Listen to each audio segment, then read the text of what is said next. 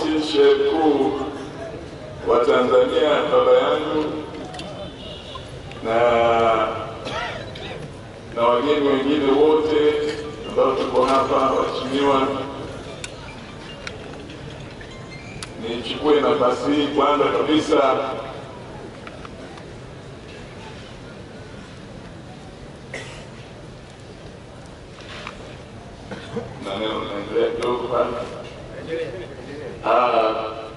nichukue nafasi hii kwanza kabisa kumshukuru Mungu na kutoa shukrani nyingi sana kwa mwaliko huu, na kwa niaba ya kamati ya amani mkoa wa Dar es Salaam taifa, viongozi wenzangu wengine wako nyuma hapa, na Sheikh Alhad Musa Salum ndio mwenyekiti wetu, tuna zaidi ya miaka 15 sasa, na Kamanda Koba yeye anatujua, ndio mlezi, tumekuwa naye tangu alipokuwa kwenye majukumu hata sasa.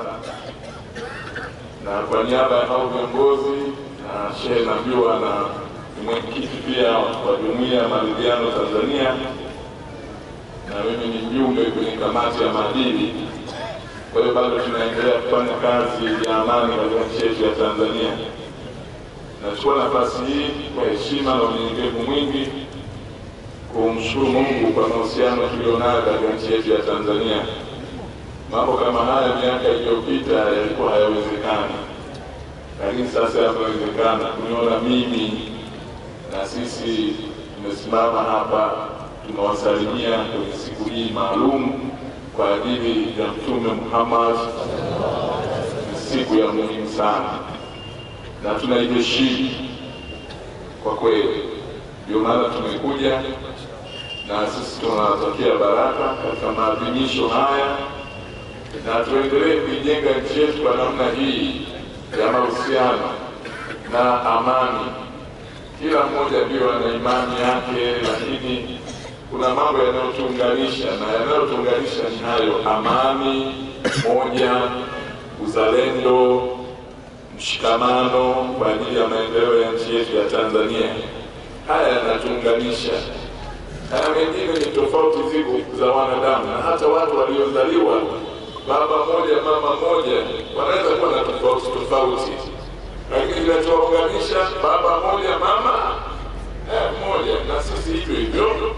Kwa hiyo niwashukuru na niwatakie baraka maadhimisho haya na furaha ya kushukuru hawa mitume ambao wamekuja kwa ajili yetu, na namshukuru Sheikh Alhad Musa Salum kwa adhimisho hili la heshima, na tunakupongeza na tunakutakia baraka. Mungu akupe miaka mingi ya uhai na uzee wa amani, na hekima zako ziendelee kutumika katika nchi ya Tanzania na katika nyadhifa mbalimbali ambazo tumekupatia, na kuombea hayo ya baraka kabisa na sisi wote.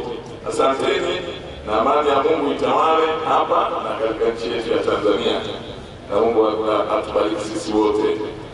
Upendo na amani, dini mbalimbali, upendo na amani.